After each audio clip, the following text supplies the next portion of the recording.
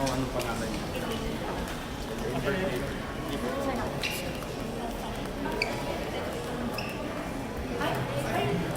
Ay, Nico! Mapicture ako kay Nico. Mapicture talaga ako. Gusto ko makasama ko si Rumi. Yeah.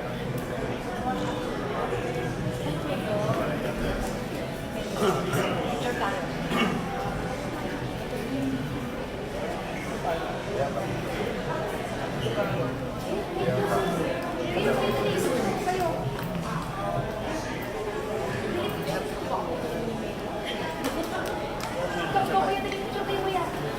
Bango naman si Orson.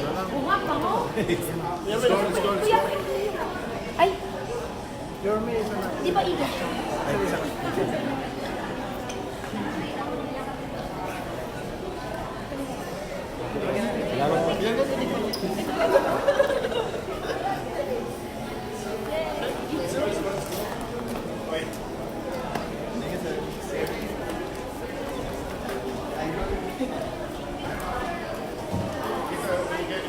My best friend there.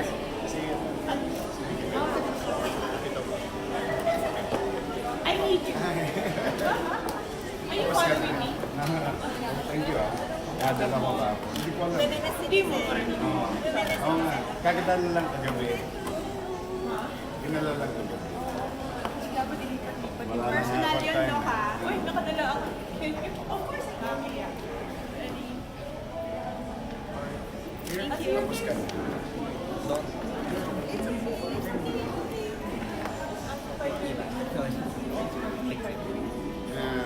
I slept at 3, so I had 2 hours.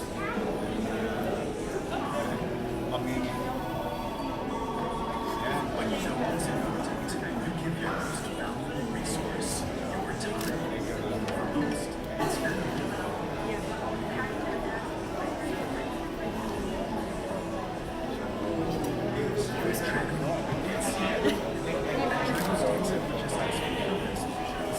efficiencies in your operations through extensive parcel management, freight forwarding, contract logistics, and warehousing. We know that your success is others too.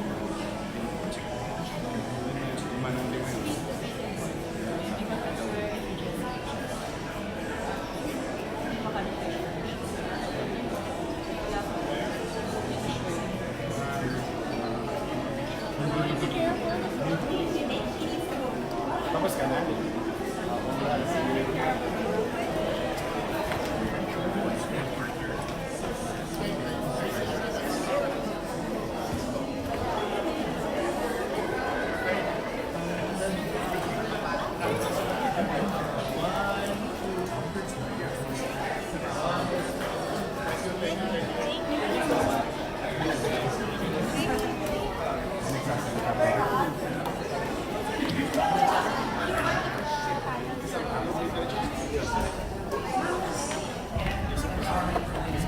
Your company should be free from discrimination.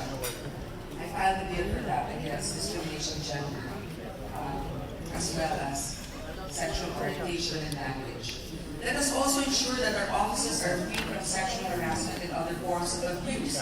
I was co-author of the Safe Spaces Act for Isko, Bawal ang Bastos.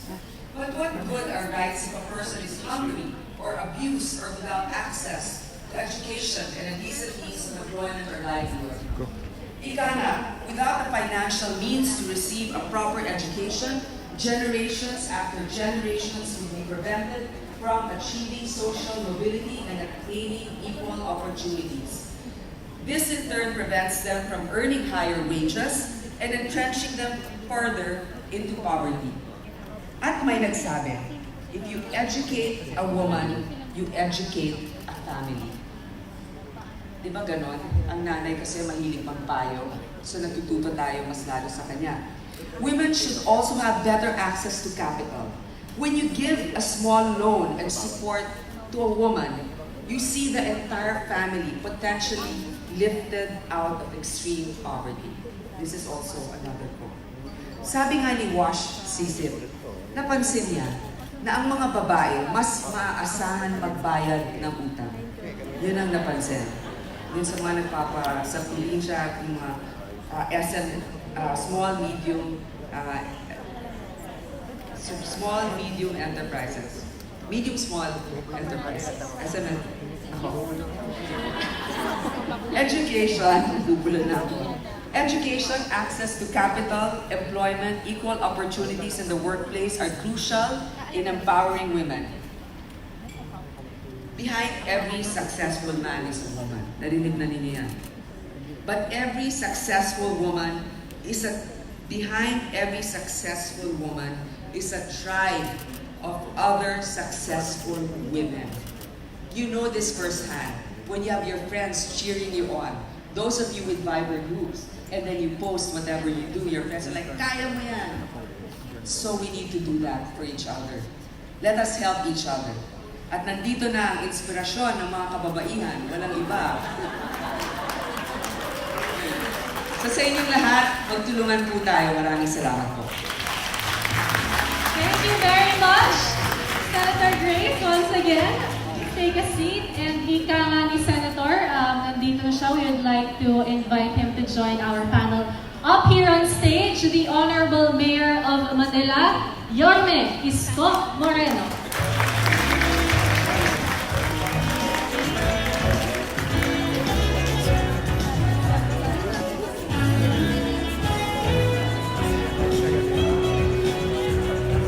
I am so intimidated and already inspired by our panelists. Thank you. I learned so much in the brief minutes that Senator Grace gave her presentation. But I'd like to move on to Mayor Joy right now. We heard everything Senator Grace said. And I'm sure with her examples, you see that with your constituents. So how do we do that? How do we empower the women in the homes who take care of their kids but also can contribute greatly, not just sa family but to the whole community?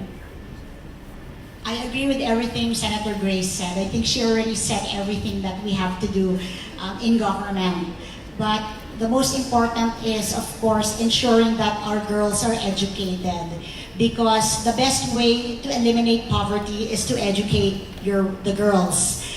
Because if girls drop out of school, and for example, right now, one of the biggest problems we have is teenage pregnancy, where about 10% to 11% of our girls get pregnant. And therefore, even if the Magna Carta for women say that it is forbidden to kick out a girl from school when she's pregnant, still she's stigmatized and therefore voluntarily or is pressured by higher authorities in school to leave school. Chances are, if she has a child and she's not encouraged to go back to school, she will continue to have children, and because she's uneducated, the cycle of poverty will be perpetuated. So I am one of those who believes that we have to empower women by making sure they finish their education.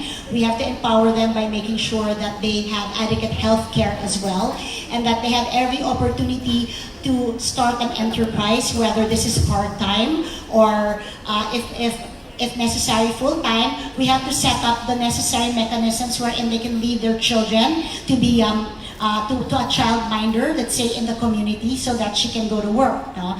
Because economic empowerment is also very, very important towards making sure, as Senator Grace said, that all the opportunities towards nation building are given to half the population of this country. Definitely. On the topic of education, I think everyone in this room agrees that cliche, it's the key to success. It's the key to living better lives, education. In the case of Quezon City and Manila, ano po ba ang porsyento or ano po ang budget ng education sa inyong mga lungsod? Am I allowed to ask that? No, diba? We'd like to know. Yes. Yeah. Anyway, thank you. Well, you will see that I think it will be published in a few days, or published already, because one of the requirements is to publish the proposed annual budget of every LGU after the local chief executive signed it into law. But you'll see there the biggest pie of the social amelioration program directed to education at all across the board, because you can only normally you just put up a building, lagyan mo ng teacher, lagyan mo ng chalk, eskwelahan na siya. But we don't go that yung minimum requirements. We went further to the point like what Senator Grace po did in the Senate, yung pagkain sa mga bata. No? It's a concept also that we wanted to adopt, done by the Senate, especially Senator Grace po, yung concept ng Nutriban. So yung early childhood,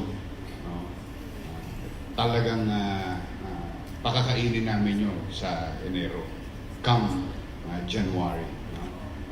Now, doon sa mid-level students, nakakuha na sila ng libreng secondary education, but I don't want to give them reason not to go to school because wala silang chicha.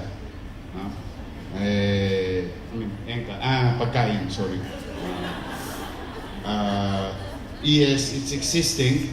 While it is true that we are having a good GDP or a very good inflation rate, but the other side of society, we are now talking of the other side of society, there are still kids who hindi papasok dahil alang pamasahe, kasi minsan malayo talaga yung lalakarin niya. Pamasahe is such a way that, alam mo, minsan may mga bata ngayon, tamad na maglakad ng 2 kilometro eh. Gusto mag-sidecar o gusto mag-tricycle.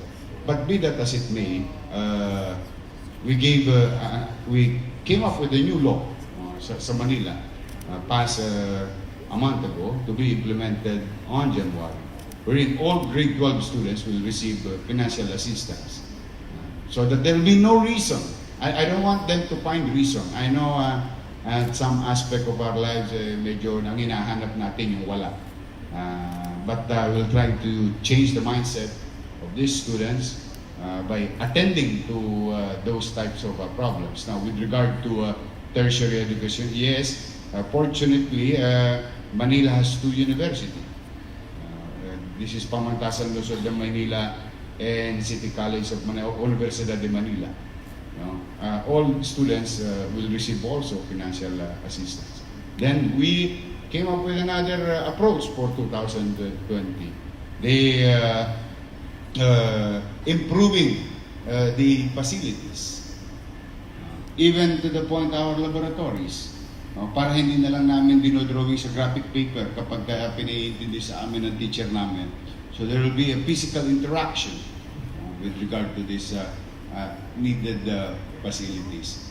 Then PLM, when we had the board meeting about 2 weeks ago, and I asked them, I want PLM to be a research school because we've been producing top-notch students. Top-notcher kami sa architecture, sa engineering, medicine. May taga-UP ba dito? Sorry. Yeah. Kasi yun ang aming North Star, UP as a pre-college education. So, yung level ng UP in terms of quality of education, naahabol na ng PLM at minsan, lumalamang pa kami ng konti from time to time. Yes, it's our priority. I, for one, deprived of such opportunity, at hindi naman kaila sa inyo na hindi ako nakapag-aral. But I saw the beauty if a person will have this type of achievement ba ang tawag doon? O sila'y mabigyan ng pagkakataon makapag-aral. Kaya may awa ang Diyos. Tingin ko naman. Mas gaganda ng gaganda. It is one of the top list. Top 3. Education, healthcare, and housing. That's Manila's direction. Then we talk of heritage and tourism and so on.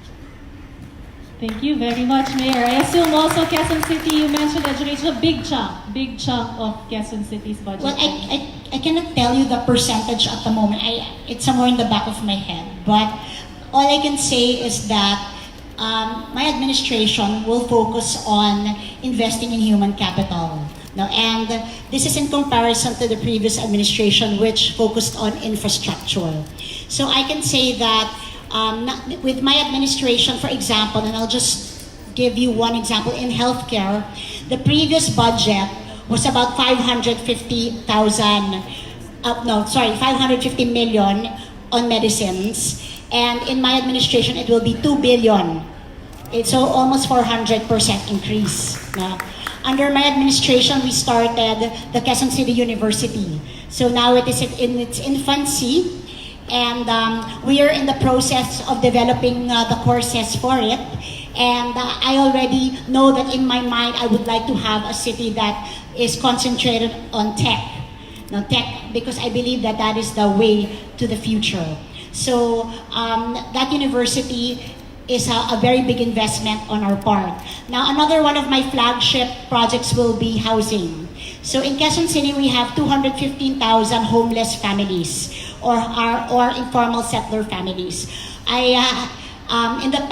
In this year, while I was not blessed with a budget because I inherited the previous administration's budget, which was not much, in the coming year, I can say that my budget is now 27 billion, which is 30% more than last year's budget.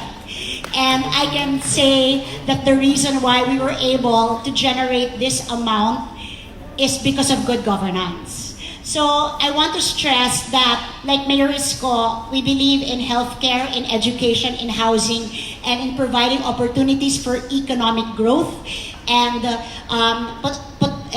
to develop the potentials of our women towards economic and political empowerment. But we can only achieve this if we manage our governments well, and that means good government. And what is good government? It is governance that ensures that all of the taxpayers' money goes back to the people, not goes towards lining the pockets of any one individual. And Amen. And I think that with good governance, we were able now to do very well in the ease of doing business. So I'd like to brag, because you're businessmen, I'm sure. Quezon City is the base or the benchmark for the ease of doing business of the Department of Trade and Industry. And last year, when I came into office, there are about 195 or so countries in the global ranking. And Quezon City was 124. And so Secretary Mon Lopez, he came to Quezon City and said, Mayor Joy, can you do something about improving? Because the benchmark is quite low, but you are the benchmark. You know, so we concentrated on improving the processes and procedures of doing business, of getting your building permits, of making sure that services are decentralized so that people are no longer inconvenienced to transact with the city, and so on and so forth. And after 4.5 months in public office, our ranking is now 95. So we went up by 29%. In the ease of doing business, just by concentrating on these factors that make people trust government more. And so, for me, the task is very big in cities like mine, in cities like Yorme, where there are lots of poverty. But I think Yorme, he's my idol, by the way. I always look at what he's doing. And then, so close kami, kasi magkapit-bahay kami. Last na magkasama kami sa Vice Mayor. Pag gusto kong, kung hindi ko alam magsususpend ako ng class, tatanungin ko kay Yormin, magsususpend ka ba ng class? Tapos pag sabi na magsuspend tayo, sabay kami magsususpend. Ayan. So ganyan kami ka-close. So, ano nga ba yung gusto ko sabihin?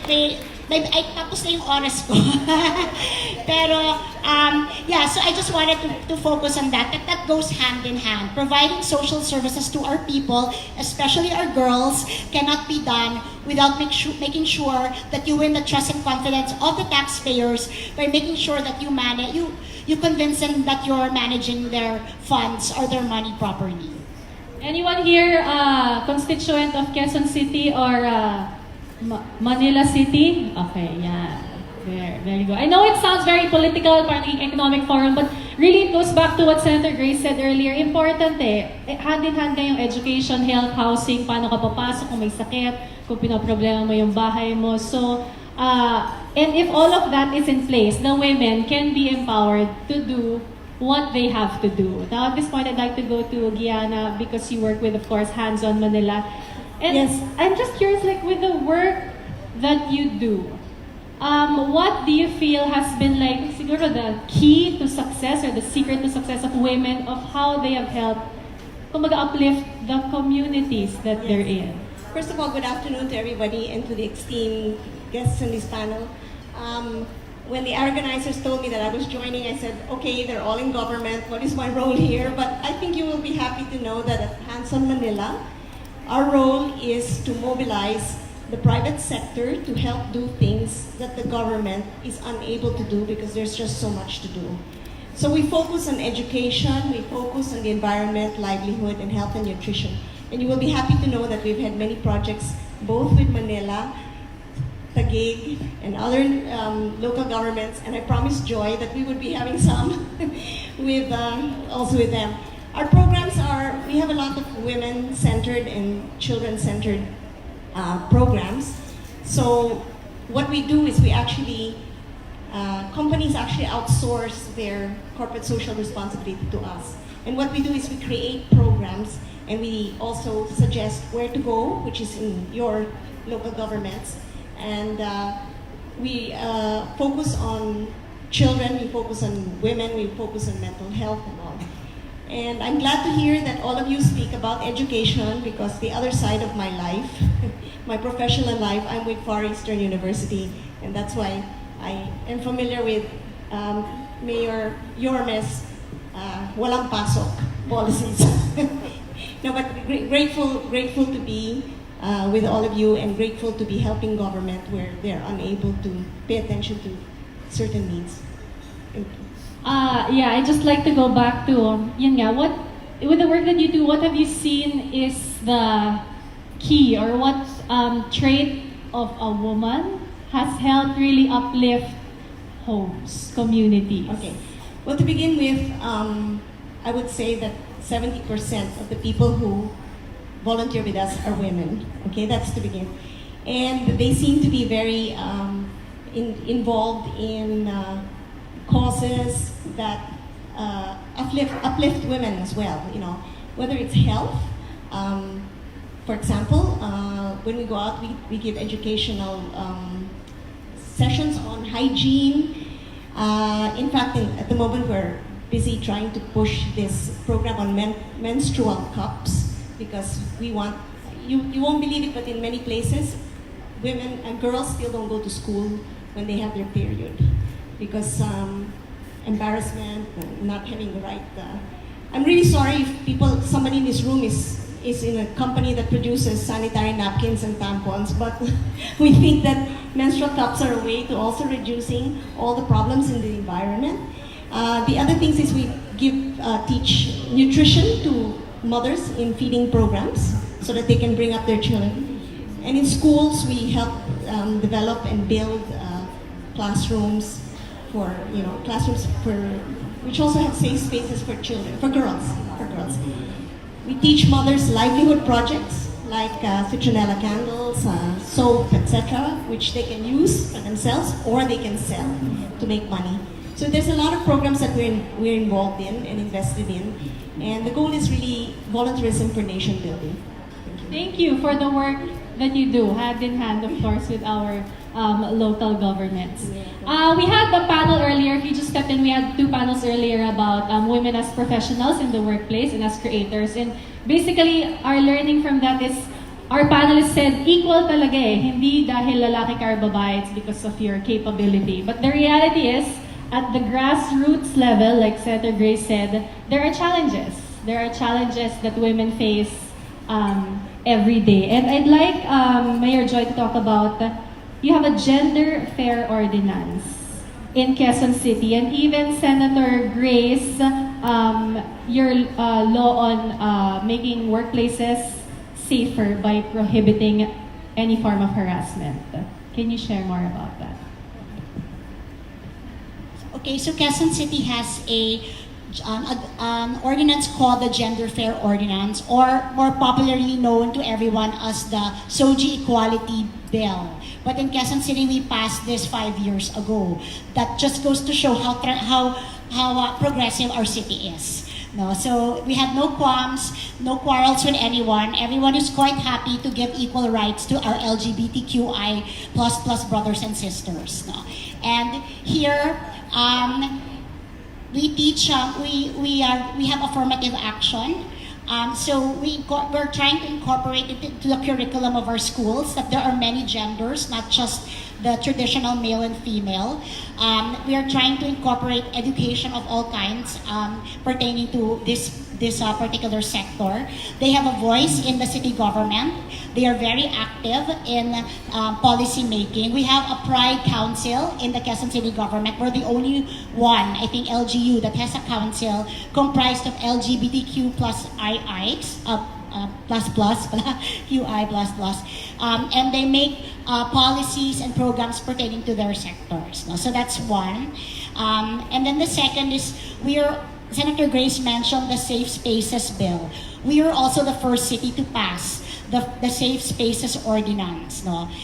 Which is popularly known as Bawal Mambastos sa QC or Magastos Mambastos sa QC, wherein if you catcall or you sexually harass women in a public space, that is against the law. And the problem we had was, is this implementable? And we are happy to say that we have some successes. For example, when General Guillermo Eleazar, who was NCRPO but previously QCPD, and now he might go higher places, was with us, he relieved many police officers because they were catcalling women on the streets, no? So I love that about him, because he's a policeman and yet he promotes gender rights, no, women's rights. And the second is we have several cases of men already women have filed cases against them for catcalling and sexual harassment in public places. So we know that the bill or the ordinance works in our city, and I'm sure now that it will work throughout the country. Senator Grace, we have the Safe Spaces Act and ordinances like this, but there's a law. But syempre iba yung nangyayari din sa totoong buhay. Women still fall victim, and some men, of course, still fall victim to whatever form of harassment. Actually, the success of any law is in its implementation. That's why the local government, hats off to you. You're the ones that have to do with the day-to-day supervision of all of these laws that are actually being followed in your jurisdiction. So with the Safe Spaces Act, I think Mayor Joy has already explained it. A woman should feel confident wherever she goes without having to be embarrassed. So it's very simple. It's a very simple law, but it seems like we have to teach some of our citizens discipline and respect, especially nowadays. So that's just basically it. Another thing is the SOGI bill is still really pending in the Senate. But my version is not just about sexual orientation. It also includes ethnicity, religion, no discrimination against those, so that the scope is more inclusive. So I think that's it. I've said the mouthful already earlier, so let's give it a listen. Yeah, I guess ibang point of view din ng woman sa man, putting aside being lawmakers and running your own NGO. How do you feel every woman in this room and every woman who will hear this message, how can they do their part in fighting this culture of sexism or discrimination against women or harassment against women? As a woman, ilalas ko siya, Yorme, as a, of his take on it. But, yeah. Beside the job, like as a woman, as mothers, how do we fight? How do you, on a personal level, and how can every woman in this room fight in their own little way these little incidents of sexism and discrimination? I think it also starts at home. It's how we bring up our children. It's how we bring up our girls. And it's also in our schools, how we teach them that this is wrong, how we teach the men and the boys in our schools that this is also wrong. And I think that if we collectively, how do I say, enforce the idea that this is wrong and that there are consequences to all of this, we will be more successful. I am not saying it will be the perfect way to do everything, because when you try to solve a problem, you try to find a solution, it's never one thing, it's a number of different things that you have to do. But I think that if you start at home and you're able to teach your children and in schools, and you're able to teach the students all of this, you're already a big step ahead, I feel.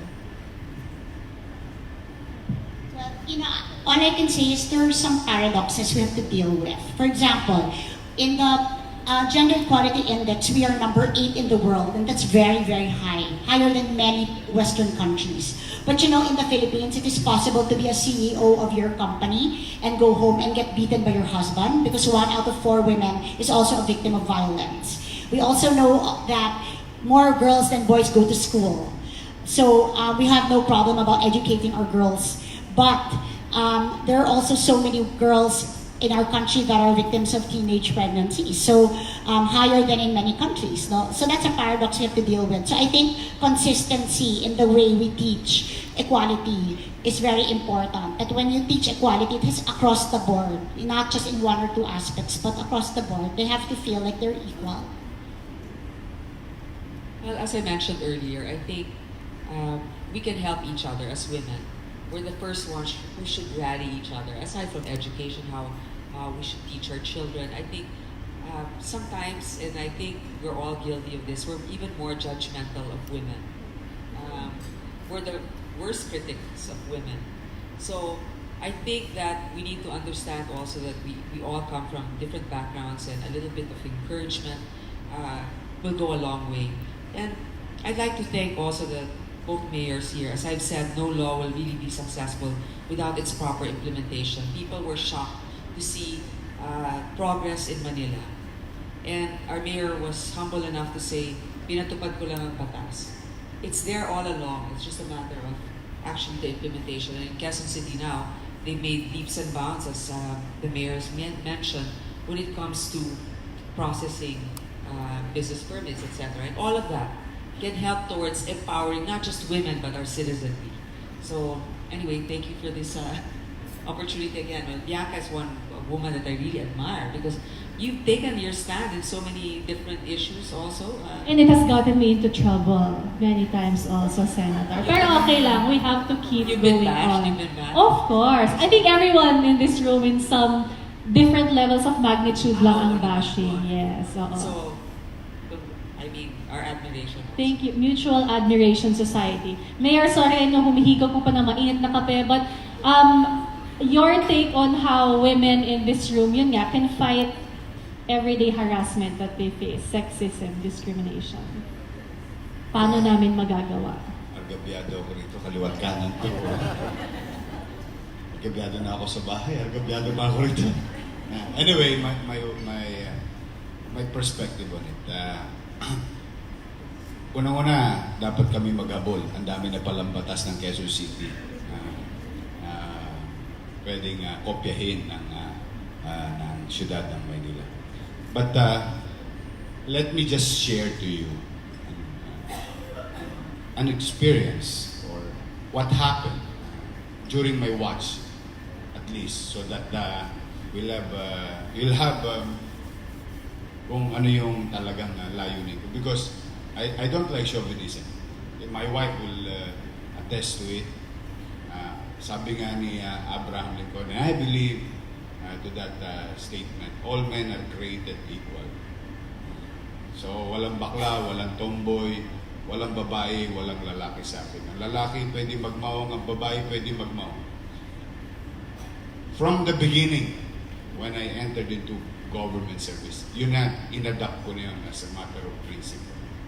Now, and let me prove to you, with those statements, nung ako po ay na pinalad na maging vice mayor, I tried to convince the entire 38 members of the city council to vote for a woman majority floor leader. And they did. So historically, medyo macho. Alam niyo, Maynila, medyo magaspang. Kami, kami, medyo, medyo macho nga. Basta parang ganun ang dating. But I really try to make women feel that they're part of the legislative process by a woman leading the city council. And they did. That is Vice Mayor Hani Lacuna. Then, noong ako'y pinalad na makapamili na ayusin ng traffic sa Manila at that time, no? Ang kinuha kong chief from PNP, uniform personnel, si Colonel Sagaysay, babae din. Siya talaga. Doon ko nakita mas masarap kasama ang babae. Ay, hindi mahalaga yan eh. Mas matapang pa sa lalaki. There was I cannot give you details, but there are instances when I saw it that mukhang nakachamba ko dito . So today as we speak, General Balba, now incumbent district director, asked me, "Sir, okay lang ba sa iyo? First time gagawin natin. Dalawang precinct commander, babae. Do you have any idea what is a precinct commander? A colonel who handles a particular radius of a community, geographically speaking." Tas babae ang I said, sabi ko, parang nahulaan mo yung iniisip ko which is good for us. Because, when I went to campaign in 2016, and I asked Manila, pwede ba makisuyo sa inyo? Sabi ko, total, alaws na ako, pwede ba ang iboto ninyo na Vice Mayor? Gawin natin makasaysayan ang Maynila, na kauna-una ang Vice Mayor sa Maynila na maboboto, babae. And fortunately, napakinggan naman ako ng mga taga Maynila, nanalo si Vice Mayor Hani Lacuna. Now, my partner is Vice Mayor Hani Lacuna, babae. So, my point is, I for one, yung aking mga predecessors, sila din mahilig sa babae. Iba nga lang. Ako mahilig ako sa babae as co-worker, and the way I look at it, sometimes, sometimes lamang kami, mga lalaki. Sometimes lamang din ang mga babae sa amin. Kaya nagdudulot ng magandang synchrony or harmony. When the people started seeing that women can do it also, especially in our challenging community in the city of Manila. So, maswerte lang kami, Bianca, I think dumating na ang panahon ng mga tagalungsod ng Maynila na maunawaan nila ang kahalagahan ng pagkakapantay-pantay. So, yan ay mananatili hanggat pinapalad akong pamunuan ang lungsod ng Maynila at Kapitolyo ng Bansa. There's so much laws, national laws. We may not have to adopt other laws, but hanggat nandiyan ako, ito lang naman, pumunta na kayo, bumalik kayo sa Maynila. Hanggat nandiyan ako, walang lalaking mga abuso ng babae. Walang babaeng mga abuso ng lalaki. Both ways. The source for it. Pantay-pantay pa. Because I made that commitment with all honesty. And we wanted to show you that how committed we are by our actions and the results of our actions. Yung mas tangible, mas nakikita at nararamdaman ng tao. Yan po, yan lang ang pwede namin na ipagmalaki sa inyo sa Kapitolyo ng Bansa doon sa panahon na. Maraming salamat, Mayor, and thank you very much to our panelists for your stories. You know, it's important that we hear these stories because the women in this room, and again, whoever you will share these stories with, if they know that women can run their own NGOs, be mayor, be senator, be precinct commanders, like earlier, be a champion weightlifter, run their own coding school, diba? The more we share these stories, the more other people will know na, ako din, pwede kong gawin yon. That's why it's really important to have dialogues and discussions like this. Okay, now, it's your very, very rare chance to go up to the mic right here by the center front of the stage to ask any question you might want to ask our panelists. Yes, we have a brave soul. Kanina pa kasi sila shy mag-ask talaga. So now we have a brave soul. Yes, your name is? Good afternoon. My name is Miles. I'm a student. Hi, Miles. My question is there a law, long-term solution, or collaborative effort to take care of family on the streets, whether on a national or local level? Because there are mothers on the streets, girls on the streets who are not seen. And majority of these are in Manila and Quezon City. And whose responsibility is it? Is it sole responsibility of DSWD? Because I'm a Filipino citizen who is hoping to end poverty in my beloved country. Thank you. Thank you, Miles. So yes, women, children on the streets. Anyone would like to? Well, depende sa perspective ng leader. Ang leader would always point finger if they don't want to attend to the situation. Normal. Let's be honest now to ourselves. You are leading a city. You really wanted to show your city that there's so much vagrancy and mothers in the streets. Would you actually sleep on it? So the normal reaction is the local chief executive should act on the matter. Yun ang basic. No? Pero, the other side of the situation is there are local government units who lacks, kinakapos, kinukulang ng kakayanan. Good thing, Congress and Senate passed so many laws that are being implemented already by an agency of the state or the national government, which is in this case DSWD. And I was fortunate also to be part of that organization as undersecretary, and I saw the capacity of DSWD. Ngayon, having said that, directly now, I for one, ayoko talaga, with all honesty, ayoko sila nasa Kalaw. Ayoko sila nasa kanto ng Kalaw Top Avenue. Ayoko sila nasa kanto ng post office, sa likod ng NPC, sa baba ng Burke Building. Ayaw talaga. They're everywhere. But meron kaming pasilidad.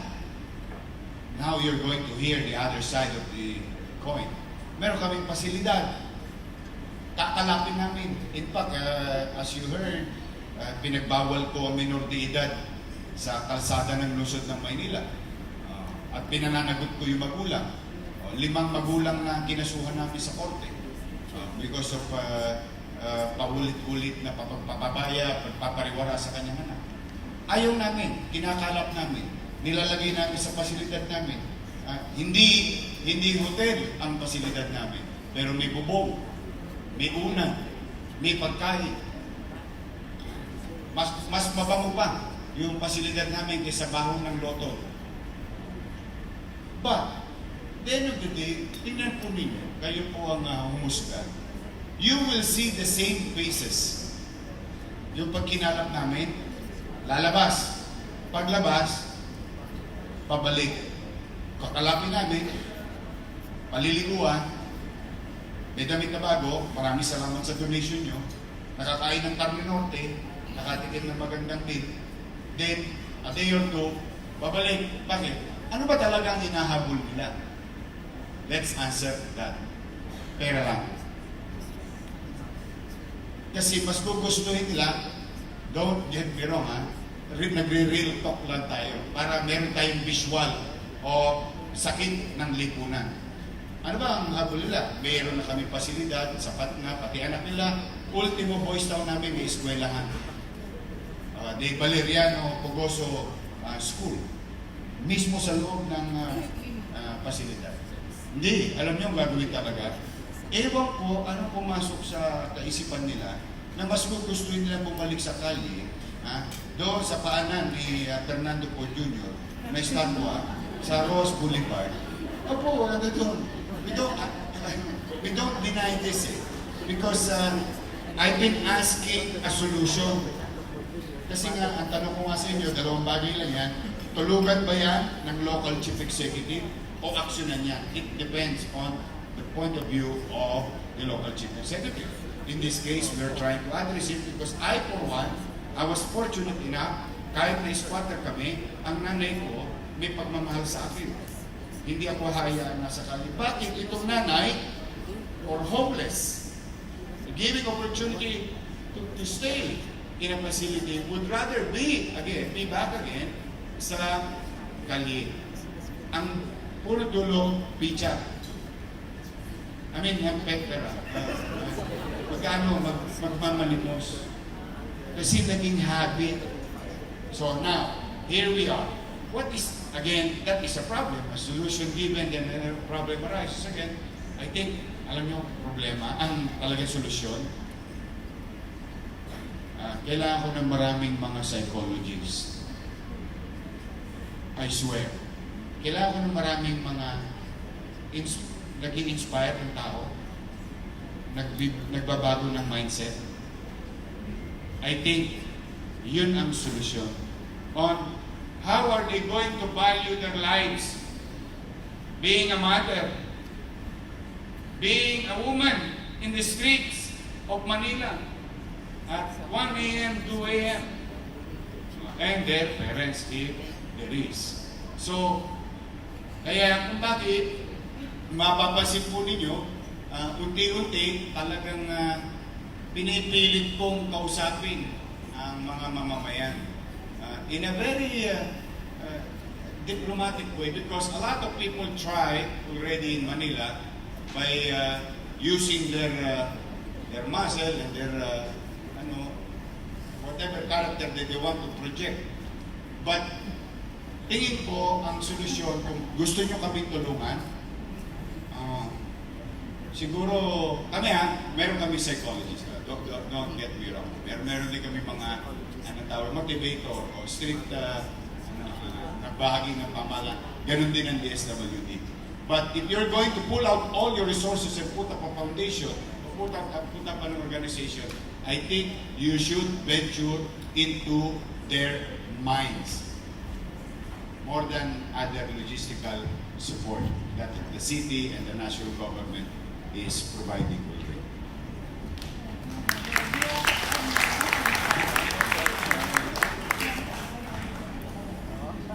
So I think the question was about, do we have a problem, solution to women and children on the streets?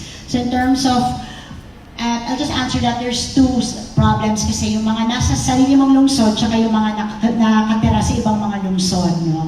So what we do is, kapag nasa lungsod namin, inaalagaan namin. So we have a center for women who are victims of violence and abuse. We have a center for children who are victims of dangerous drugs. We have all kinds of centers. We have a center for abandoned children, etc. Pero kung hindi taga-lungsod Quezon, we try to connect with the LGU from where these people come from, and we ask the mayors, can you please look after your people?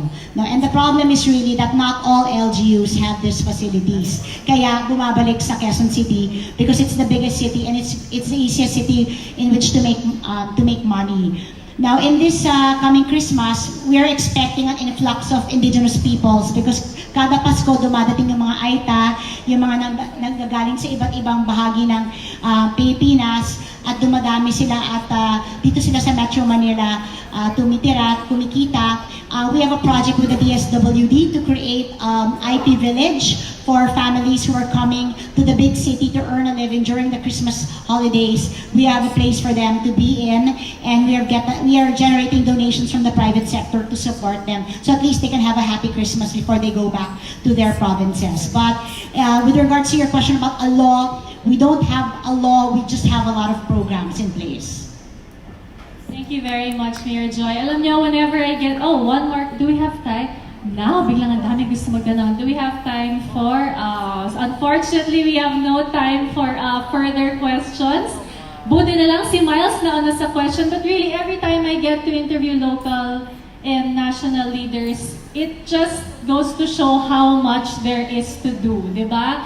They already talked about education, housing, health, tapos ngayon, ang dami, and all the problems magkakakonekta. So if they talked about what they are doing to help, I hope all of us also, I guess in our own little way, this discussion inspired you to do whatever we can in whatever capacity we have to do what we can. Kasi it will benefit not just the women, of course, but the whole community as well. I think they're asking me to wrap up, tama ba?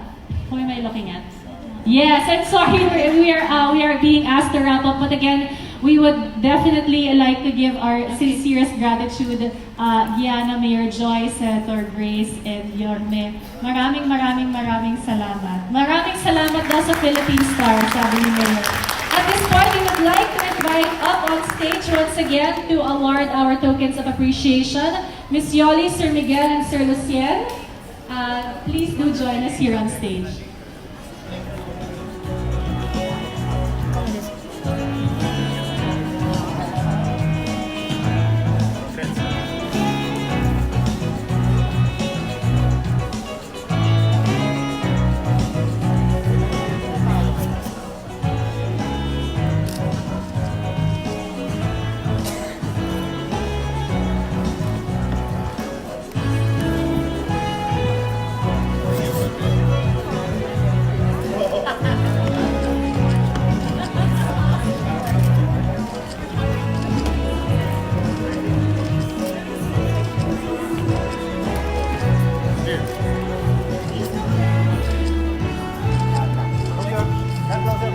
Kamay.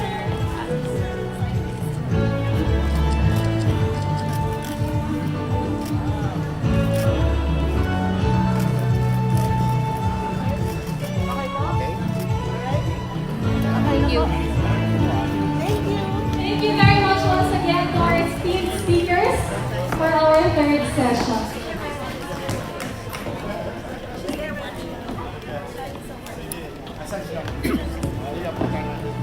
Pictures ko lang with Philippine Star. Okay. Thank you, ha. Good to see you. Oh, Philippine Star. sorry, very limited chances to those who wanted to ask their questions. Yeah, I hope in the future, in the next sessions, you will be able to ask your questions. Thank you. Okay. While our guests are trying to make it out of the venue, we'd like to remind you about our Women Today Sheroes Contest Mechanics. We have mechanics pala, bongga. So you have to like and follow the Philippine Star and Insular Life pages on Facebook. And have your image taken at the photo wall behind Insular Life's booth sa labas yun. Caption your photo by completing this sentence. An empowered woman is... Ito muna kayo. Blank. Yan. So, upload it on Facebook with the caption, with the hashtag Women Today, In Life Sheroes, and an empowered woman. O yan, daming hashtag pala, no? Okay, upload it on Facebook with the captions, hashtag Women Today, hashtag In Life Sheroes, and hashtag an empowered woman. So yeah, whoever will upload on Facebook, please do make sure your photo is, or your profile is on public, so everyone can see your definition of power. I love it. This is really a star-studded panel. Kanya-kanyang photo. At this point, we would like to ask our attendees to slowly make their way back to your tables as our VIPs have their next schedules to head out. Thank you once again, Diana, Senator Grace, and your next superstar talaga. Once again, a reminder to everyone in the venue to slowly make it back to your seats as we will begin our fourth session. Dapat na. Nanay sa nanay. Thank you very much. Nanay sa nanay. Mahirap talaga. Even I take a Senator Grace. Sir, yes. Balik na po tayo sa seats natin para po makapag-proceed na po tayo sa Okay, once again, if anyone will upload any photos on social media, kindly use the hashtag #StunWomenToday. Sa labas, sa labas. Excuse me po. I know, para po makapag-proceed na po kami sa program.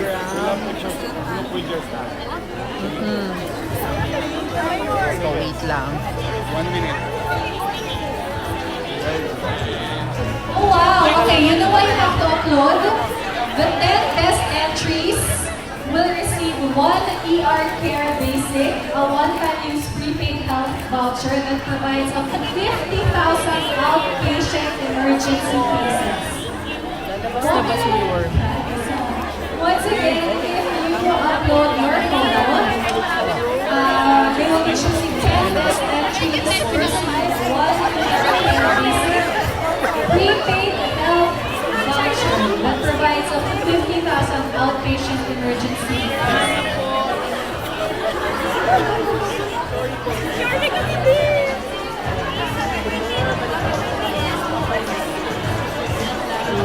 Wait lang po, wala po nagano ito.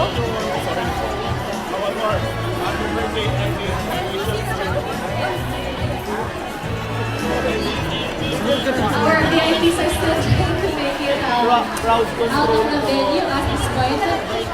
Guys, hindi talaga natin napipigilan ko ng picture.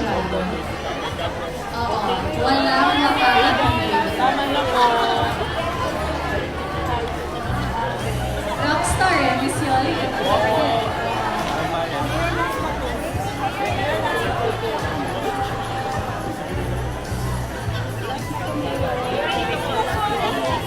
Okay, now that the room is a bit more quiet, I'd like to remind you, so 10 winners of a prepaid health voucher that provides up to 50,000 outpatient emergency cases. So it's a really, really good price. So just take a photo, caption it with an empowered woman is blank. Hashtag women today. Hashtag in life she rose. And hashtag an empowered woman. Ang daming hashtag. We love hashtags in the Philippines.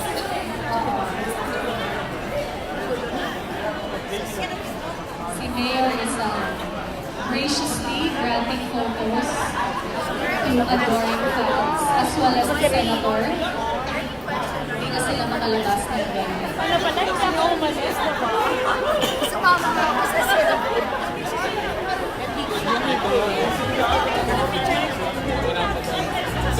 Yes. Dahil nag-picture na sila, I will join in on the picture na nila. Balik na po tayo. Namasin niya. Mayor, sa tabi na po tayo. Excuse me, sa tabi na po kami. Kaliwa na po kami. Atro po si Mayor. Sorry, dito po. Dito, Mayor, dito. Sa gilid tayo. Boss.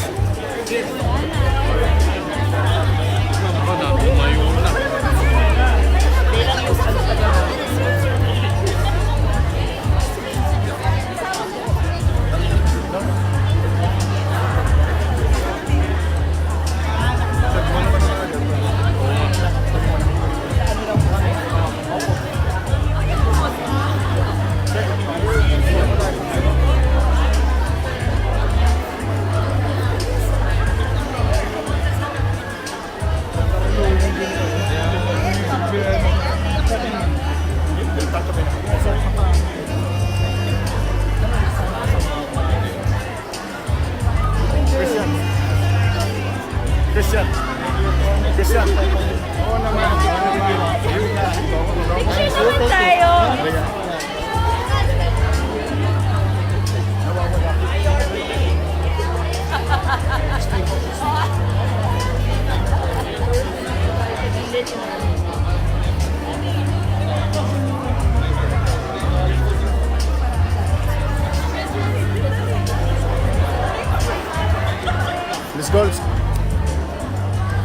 Excuse me. Excuse dito. Doon na tayo mag-interview. Excuse me, please. Excuse me. Mauna na po ako sa inyo. Ayan, wait lang po. Excuse me po. Huwag ka baka. Basta na po. Here, dito. Okay po, kasi Okay.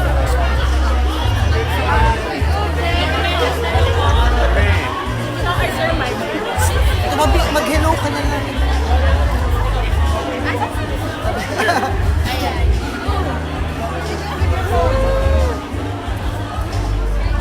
May mukha namang mayor itong katabi ko eh. Ngayon na. Yay! Wala na po. We're the strong ones. Okay, at this point, we will have to continue on with our fourth session. Congratulations to all who were able to take a photo and a selfie with our rock stars of the day. Boss, wag lang. Our fourth session, Yes, sir. Okay, speak. aptly titled Women as Muses, Exuding Beauty and Brains.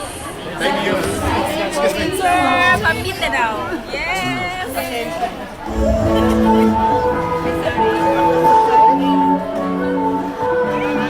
Is Alex? Ayun si Alex.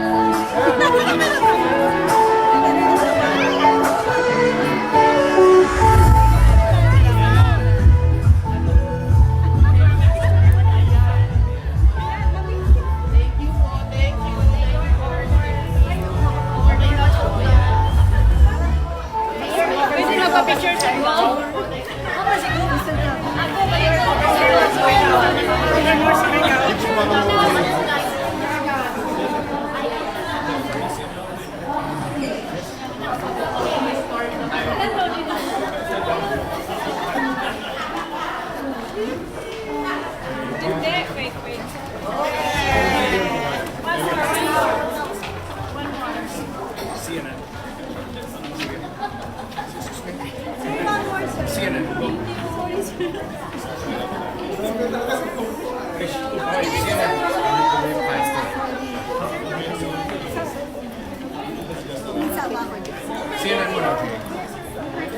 Hindi, wait. Oh yeah. I was asked by General Balba if it is okay for me to position two women colonel in our PCP, in our commanders or precincts. And I said yes. Kaya nga sabi ko, hindi naman sa pagbubuhat ng bangko. More than the words, all you have to do is to go back a little bit of history during the time of my leadership in the City Council and during the course of our political career. And as you can see now, napapaliguran ako ng mga babae. I mean, not literally now, like in the office, no? I have a very brilliant, honest, hardworking partner, Vice Mayor Ani Lacuna. Most of my department heads are babae. Out of 40, I think more than 50%. So even yung mga medyo masiselang na ahensya, babae. So this is a statement of facts. Even our roads are being painted with rainbow colors. More than press release. So basta we wanted to send a very good message that sa Manila, babae, lalaki, bakla, tomboy, ano man ang preference nila sa buhay. Sa Maynila, umanatag sila, sa Maynila, pantay-pantay. Patas ang pagtingin, paglingon, pag-aruga sa kanila ng pamalang lungsod ng Maynila. So which areas are you going to put these female colonels? In the precinct. Sa presinto mismo. Aling precinct? Commander. Yeah, they're doing it in a day or two now. Okay. Doon ba sir sa mga critical areas? Galing mo. Hopefully. Because I have a very good experience asking a lady colonel, major then, to lead our traffic management. And I was very happy because there are so many incidents that she was trying to be bribed, but she declined. So, madalit salita, mas mahirap kausap ang babae. Sir, speaking of Which is speaking good. of critical areas, sir, no, speaking of Ilaya, makulit, may mga pasaway pa rin. Will they be possibly assigned in that area? Well, CNN has records of my statements since day one. You can check. And I said, hindi ako titigil. I will not stop. It's hard. Don't get me wrong. Do I get tired? Yes. Do I get frustrated? Yes. Sometimes you feel that you fail? Yes. But the question is, will I stop? No. Will I pursue cleanliness, orderliness, peace, and prosperity? Hopefully. At the same time protecting our heritage in the city of Manila. Yes. Will I be successful? I don't guarantee you that. What is your minimum guarantee? The very least, Manila will be different. In the coming days, weeks, months, even years in our lives. And I think it's high time. So those, yung mga ibang individual na nahirapi, nasanay na yung abnormal ay ginawang normal, you're not welcome to me. Sir, definitely. If you want to help me, you're always welcome. Sir, definitely merong nagpabaya kaya may mga kalat pa rin. Hindi. Will we be seeing Definitely, meron pa rin mga enterprising individual na inuurot itong mga maliliit nating kababayan, giving them false hope, a guarantee that has no authority. But more than anything else, ang pakiusap ko lang, kapag kayo pinagbawal na po, huwag nyo na pong ipipilit at huwag po kayong makikipag-usap sa mga taong sasabihin, magbigay ka lang ng konti, okay na. No. Those days are gone now. I'm sending back to their respective city already. Sir, humingi ng third chance. Meron ba? Sabi nga nung one more chance. So may chance na, sir? No, but kidding aside, no, I think then I go back to day one. Then again, I go back last. Hanggang kailan chance? What kind of chance? I gave them chance. In fact, hindi pagbubuhat ng bangko. I challenge CNN, go to Binondo, Ilaya. It's clear. Go to Tondo, Ilaya. There's vendor. Go to Carmen Planas. There is vendor. Santo Cristo, there is vendor. Portion of MD Santos, there is vendor. Roman, between Soler and Recto, there is a street, small street, Roman. There is vendors.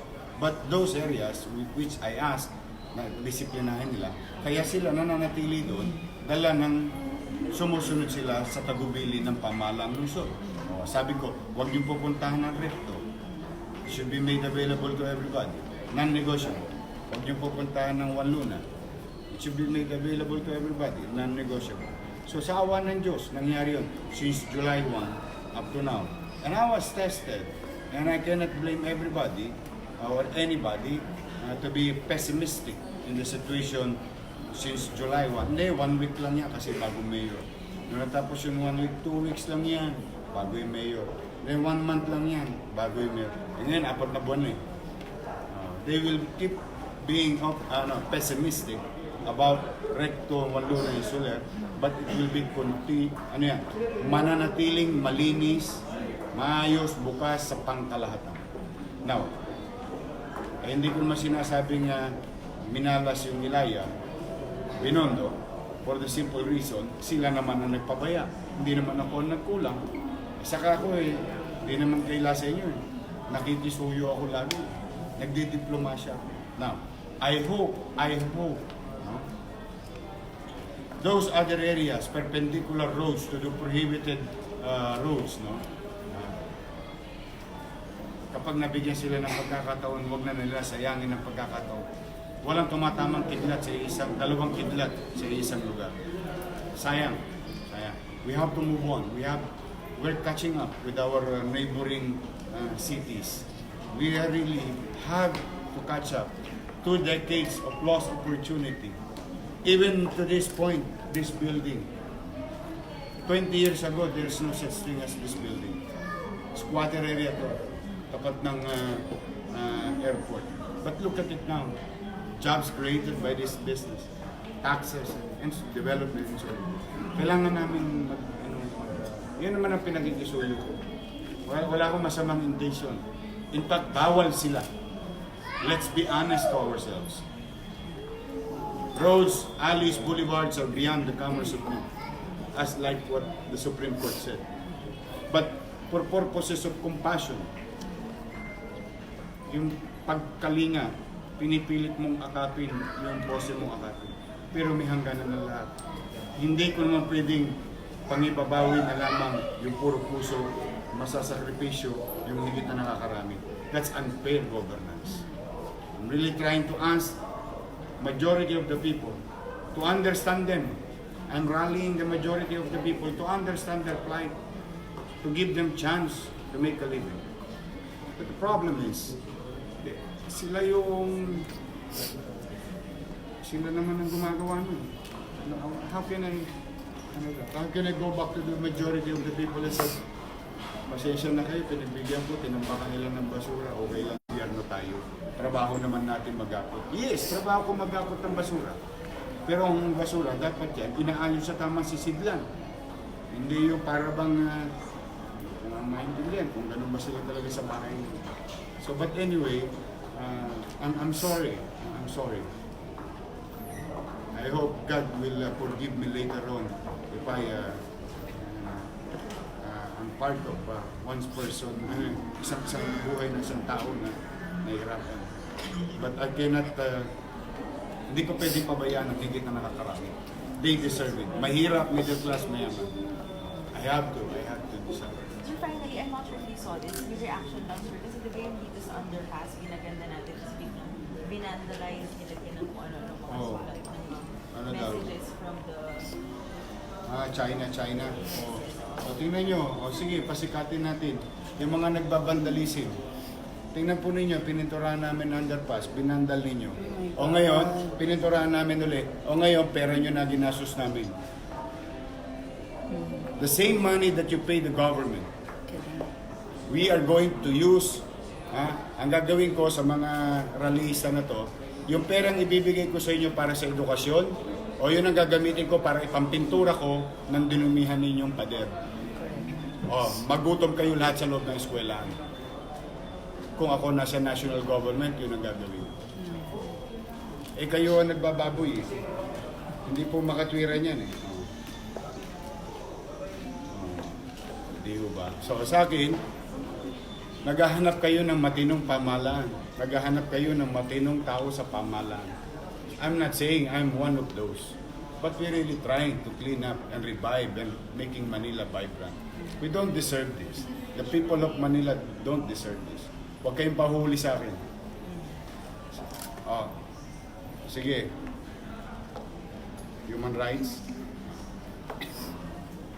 Pag nahuli ko kayo, padidila ko sa inyo to. Buburay nyo to ng dila nyo. Thank you, sir. Baboy lang, ganda-ganda eh. Ang linis na nga eh. It took 15 years for that underpass to be attended. Nobody attended to that underpass. People are afraid of passing through that underpass because there's so much obstruction. Solvent boy here, solvent boy there. Hold upper here, hold upper there. People don't trust anymore underpass. Noong nilinis natin, hindi ko naman pinaganda eh. Hindi ko pinaganda. Wala pang pinapaganda ron. Nilinis, pininturahan, nilagyan lang ng ilaw. Ang ilaw nga nilagay ko, fluorescent eh. Pasinin ninyo. Namuhay kami ng frugal o yung ano lang, just ano lang, simple. Para may ilaw lang. Yun lang. Binababoy ninyo. Sige. I'll deal with you later. Later today. Selfie naman tayo. Layas.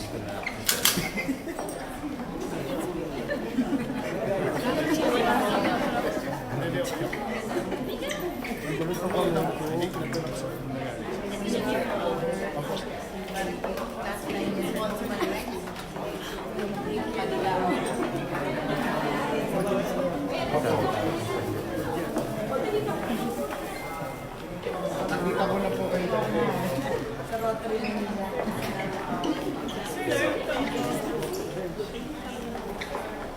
Ito na ako, grasya. Ay, yawan. Yawan.